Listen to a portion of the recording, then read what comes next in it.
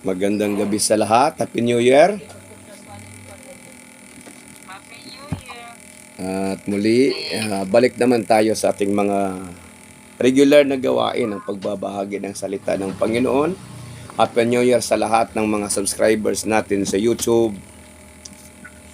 sa mga sumusunod sa ating Facebook page, sa TikTok, at sa lahat ng platform of social medias na dadaan itong ating channel. Ay sa lahat ng nanonood, Happy New Year and may God bless us all. Sa tanan members sa Ladder to Heaven Virtual Ministry, maayong gabi sa tanan ug Happy New Year sa tanan. Happy ba atong New Year? Amen. Mura maghinay man. Happy ba atong New Year? Maaaring ang tayo magtatanong kung ano kayang naghihintay na kapalaran ng isang tao sa 2025, sapagkat habang ang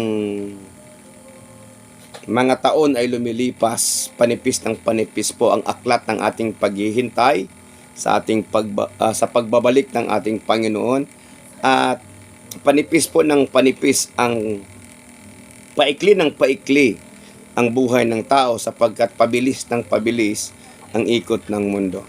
Kung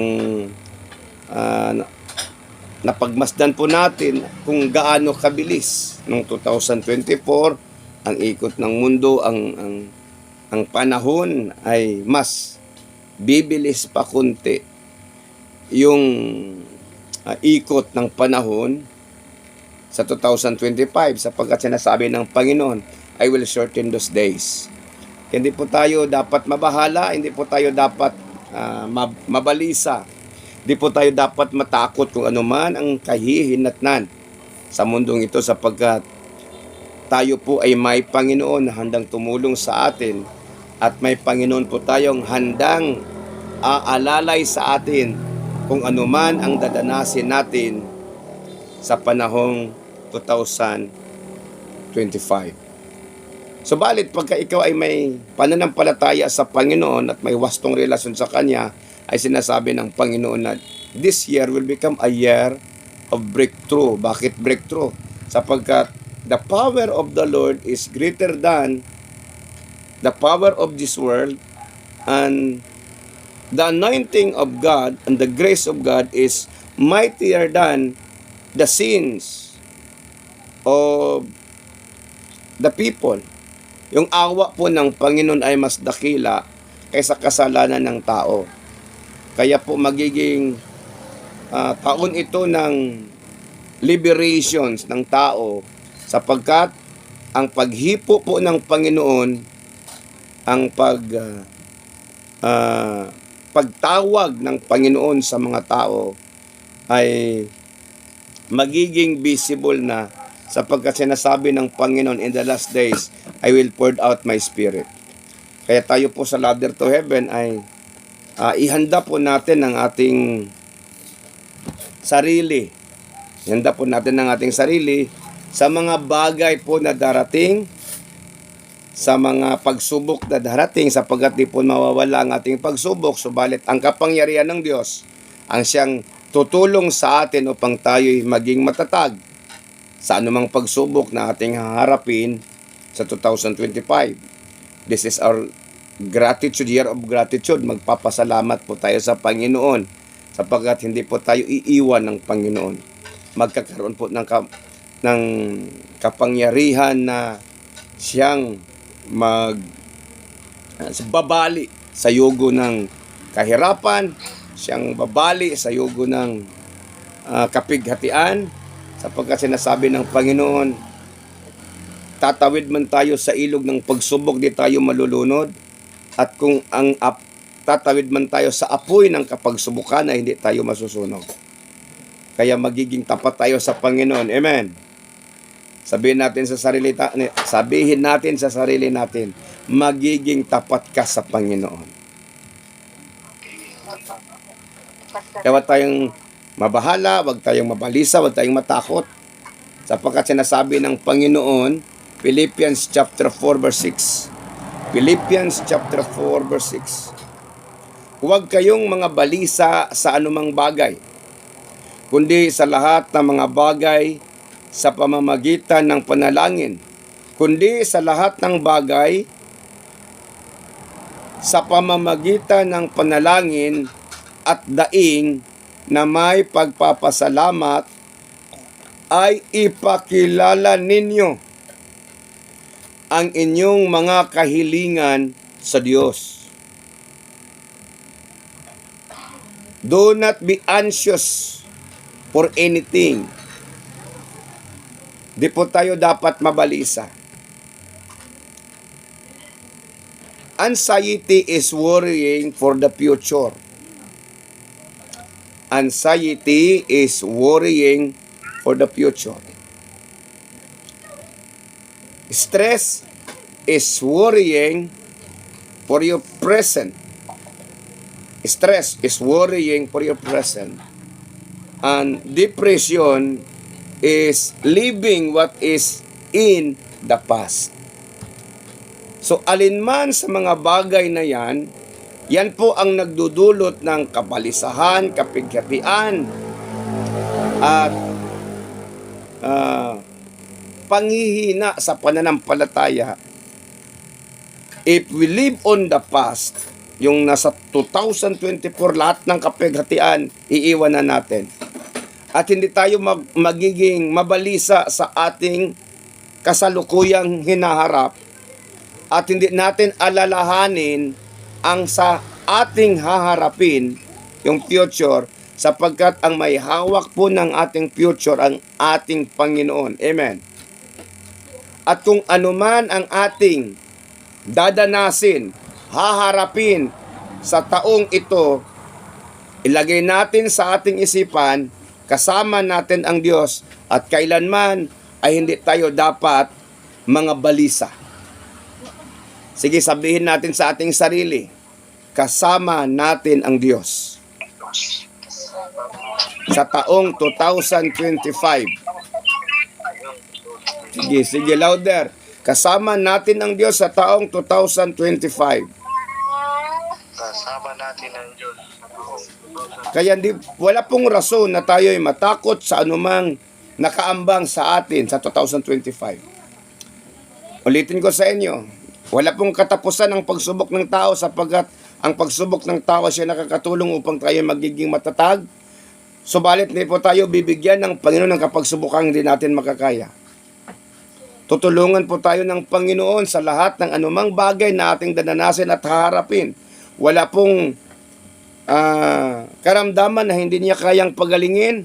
Wala pong sitwasyon na hindi po natin kayang lutasin. Wala pong problema hindi kayang lutasin. At wala pong anumang challenges that awaits on us.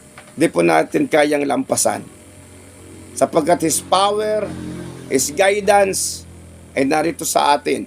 Kaya sinasabi, binigyan po tayo ng Panginoon ng connections upang magiging kasama natin ng ating Panginoon. Katulad ni Moses, yung sinabi ni Moses, Panginoon, hindi po kami lalakad pag hindi ka namin kasama.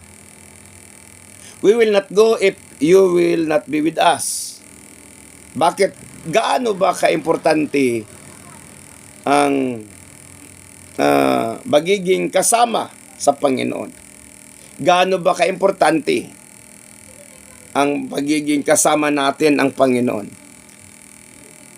The future is uncertain. We do not know the future, that is uncertainties. What we have known is the events from the past. And partially, what is present things na ating hinaharap. Subalit ang Panginoon ay alam niya on how we deal the past, the present, and the future. Sapagkat siya po ang may akda ng lahat ng ito. At pagkasama po natin ang ating Panginoon, kung ano ang nasa unahan ay kanyang sasabihin sa atin.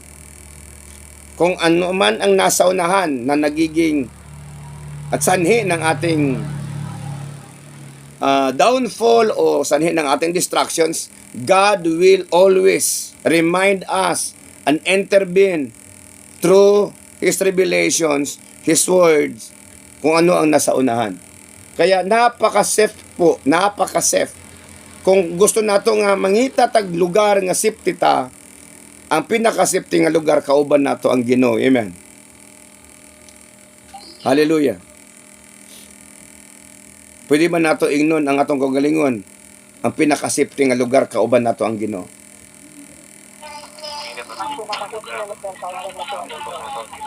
Huwag kayong mga balisa sa anumang bagay. Sulot, tanang butang, naghatag na to og anxiety. Tanang butang, naghatag na to og anxiety. Unsa man ang tanang butang nga naghatag na to og anxiety?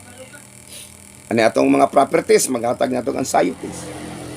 Sakyanan, maghatag na to og anxieties. Balay, pagbago ba itong balay, naghatag na to og anxieties. Mga bayronon, naghatag na to og anxieties. Balatian, sakit, naghatag na to og anxieties. Stress, depressions, ug uban pa. That's normal when we talk about the human's life. That's normal. Di na to pwede una-una niya. Ngano ako may gidaog-daog sa kapanahonan. Matag usan nato lahi atong ginaatubang. Matag usan nato lahi ang atong ginabuntog sa ato ang kinabuhi. Pero ang solusyon ana isa lang. Ingon ang Ginoong Dios sa Philippians chapter 4 verse 6. Ayaw kamog kaguol sa tanan butang, kundili pangayua sa Ginoo ang tanan. Unsaon daw? Pangayua sa Ginoo ang tanan. Kung gusto ta guidance, malibog ta sa tong desisyon, pangayua sa Ginoo ang tanan. Naa kay balatian, pangayua sa Ginoo ang kaayuhan. Daghan kag utang, pangayua sa Ginoo ang panalangin. Gubot imong una-una, pangayua sa Ginoo ang kalinaw. So anything nga atong gikinahanglan, isa lang ang solusyon. Ang Ginoo. Karon bisan pag ang solusyon ang Ginoo, kung dili ta muduol sa Ginoo, kung dili ta mo connect,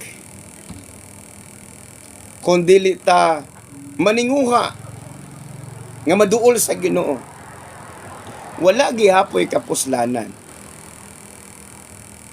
wala gihapoy pulos, walang kabuluhan pagka yung solusyon ay hindi mo magagamit.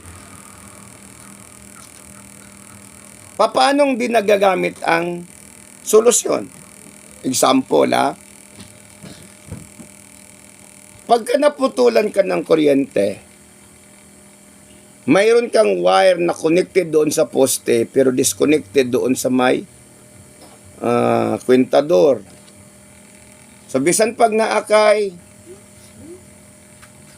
wire na ay kuryente ang poste, pag dili i-connect ang naputol dito, magkakaroon ng kuryente, hindi? Hindi, okay. So, the solution is, i-connect mo. Amen? Okay. Example. Mayroon kang bigas. Nagugutom ka, mayroon kang bigas. Tapos ayaw mo magsaing. Yung anong solusyon ng kagutuman? So, yung pagkain na solusyon. Pero pag ayaw mo magluto, titigan mo lang yung bigas, tutukan dato na imong bugas, ang pangutana, mabusog ka, dili. Dili. So, unsay solusyon? Na naman ang bugas. Unsay buhaton sa bugas? Lutuon o tutukan? O lutuon. Diba? So, inana, giyatagan ta sa Ginoo pamagi on how to connect. How to connect the Lord. Ingon siya, pangayo ang tanan, kundi ang lahat ng bagay ay ating hingin sa pamamagitan ng daing. Ano yung daing? Ano yung daing? Hindi yung bulad ha, nga daing. Yung daing.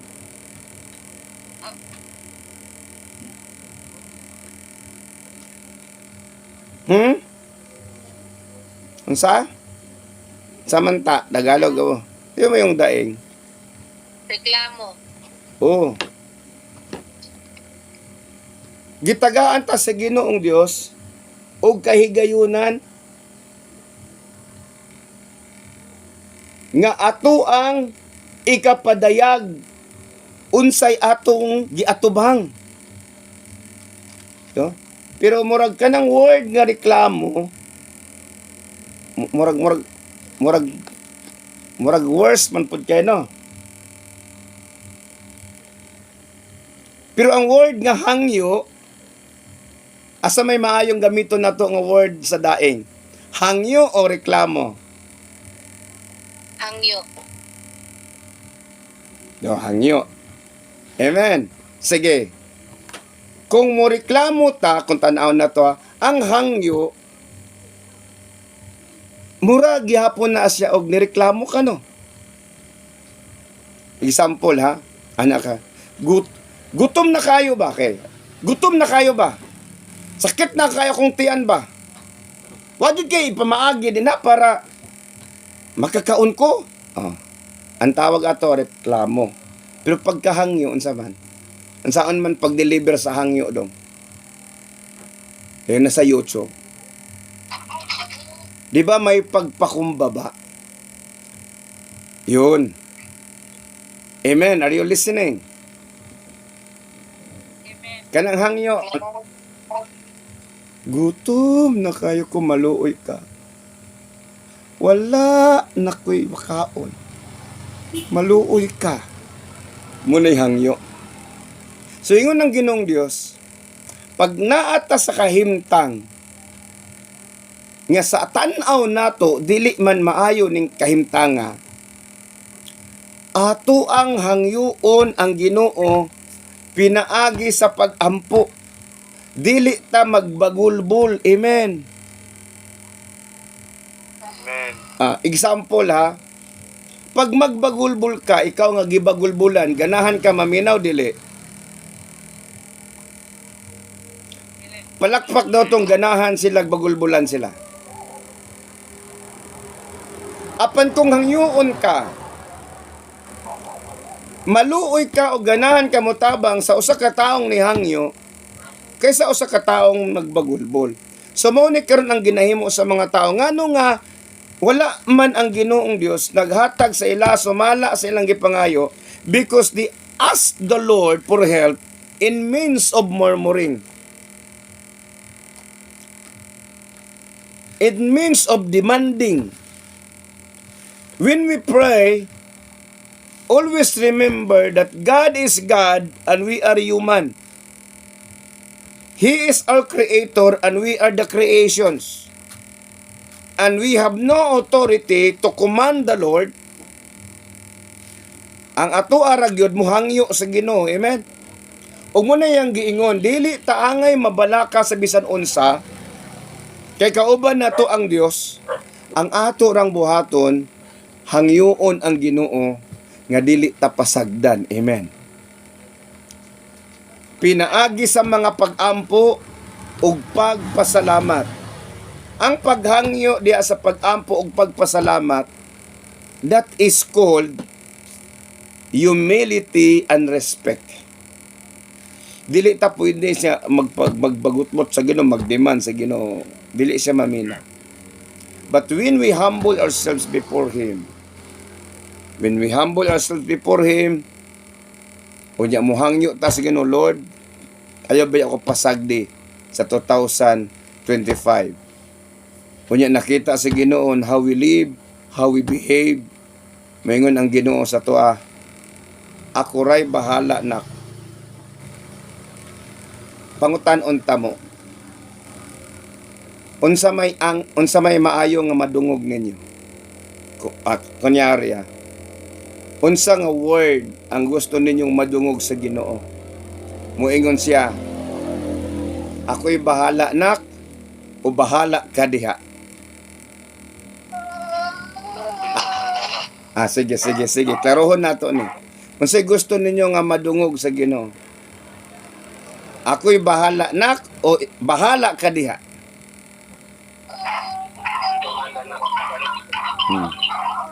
Kanang madungog nato nga ako'y bahala nak, basta kay mohangyo ta sa Ginoo, muingon siya, ako'y bahala nak. Muna ingon siya, cast all your cares upon me, and He will care for you. Pero kung magbagot-bot ganita, dili man ang Ginoo malipay, muna moingon siya, bahala ka diha. Amen. Naaba sa Biblia nga gipasagdan si Ginoo na si Saul, gipasagdan siya sa Ginoo, gibiyaan siya sa Ginoo. The Spirit of the Lord left upon Saul. Ang Israelita, gipasagdan sila sa Ginoo sa dihang wala sila misunod sa pamaagi sa Ginoo. Bisan pag magampo ang mga naay Ginoo sa kinabuhi, o ang Ginoo dili malipay sa tuwa, walay kapuslanan. So unsaon nga ang Ginoo malipay sa tuwa? Sa unsang pagyam nang giingon sa Psalms 37 verse 4, pangita ang kalipay diha sa Ginoo. Kay balo ba mo unsa ang kalipay sa Ginoo sa tuwa? Kanang dependenta sa iya. Lord, sa 2025 ikaw na'y bahala sa ako. Bisag unsay akong agian, bisag unsay manghitabo sa kalibutan, Lord, ikaw mo'y bahala sa ako. Munang wala tay angay kahadlukan, walay angay kabalakan. Kay kauban nato ang Dios, siya'y bahala nato. Psalms 23 verse 1, the Lord is my shepherd, I shall not want. So ayaw na magpuyo dito sa kagahapon, ayaw og kaguol sa karon, ug ayaw kabalaka sa ugma. Kay all in all, kaya sa Ginoo ang tanan. Amen? Amen? Ayaw kaguol, unsay imong gibati karon, unsay imong sitwasyon karon, unsay imong kahimtang karon, ayaw kaguol. Ayaw kabalaka sa ugma, ingon ang Biblia. Kung gipakaon gani nako ang mga langgam, wala sila'y uma, wala sila'y kamalig nga gitigom, tigumanan, apan gipakaon sila sa Dios. Labaw pa kaayo kamog bili kaysa mga langgam. Kung gibistihan sa Ginong kabulakan, nga karon mahanaw pagkaugma nga ni akaron, pagkasunod adlaw mahanaw. Labaw pa kaayo kamog bili kaysa mga kabula. But ipasabot nga kung ang Ginoo nagtagad sa gibuhat niya, pinaagi siyang pulong, mas muatiman ang Ginoo sa mga tao nga muduol sa iyaha nga gibuhat pinaagi sa iyahang mga kamot. Amen. Ang tanang mananap, ang tanan nga makita nato gihimo according to His words. But He created us by His bare hands. God never says nga gihuypan sa Ginoo na sila nabuhi. Only the man receive the breath of life from the Lord. Only a man. Muna special ka. Ina imong kaugalingon, special ka diha sa Ginoo. Sige. Kamo nga nasa YouTube, ayaw mo kagul sa 2025. Ayaw mo tuuan ng swerte-swerte. Walay swerte. Ang Ginoo mo panalangin sa mga tao nga nagapahimuot kaniya. Kung mutuo ta, unsay pulong sa Ginoo, manghitabo ka nato, sumala sa atong gituuhan. Ingon siya, dili ta mo pasagdan, dili ta mo biyaan. Pangayo ka mo bisag unsa sa akong pangalan. Kung unsay imong kahimtang, pangayua sa Ginoong solusyon. He is the answers of every problems. The solutions of every problems. The antidotes of every sickness and disease. Hallelujah. I hope nga natin nasabtan karong gabi ug kamo nga nasa YouTube nga naga-subscribe sa nagasubaybay. I do not know your situations, but one thing I know, there is solutions in every circumstances. And He is Jesus. His name is Jesus.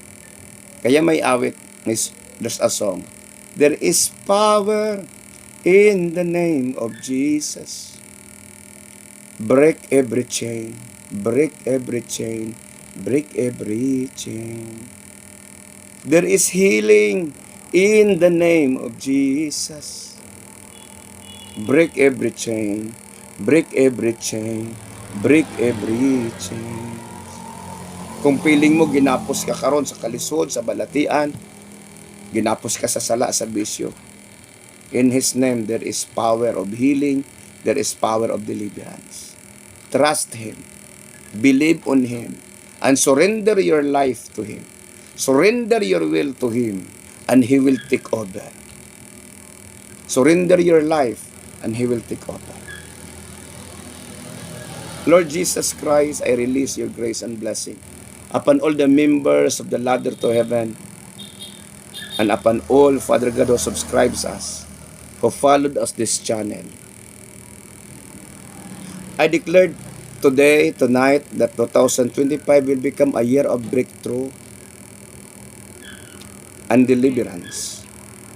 Whatever circumstances, Father God, they have suffered today, I declared and I decree in the name of Jesus, we are more than conquerors. Our trials, so God, will become our triumph. In Jesus Christ's mighty name. And I decree and I declare that we will receive power, Lord God, to overcome all circumstances, hardships, and all the power of the enemy. And nothing will harm us. You give us power to trample the power of snakes and scorpions. Nothing will harm us. The power of sickness and disease I destroy it. The power of death, I destroy it.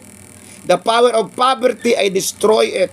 The power of setbacks and delays, I destroy it. Lord God, those people who subscribes, who followed us, or listening, I declare salvations be upon them in the name of Jesus Christ. And this year, oh God, will become a year of their salvations, a year of their deliverance.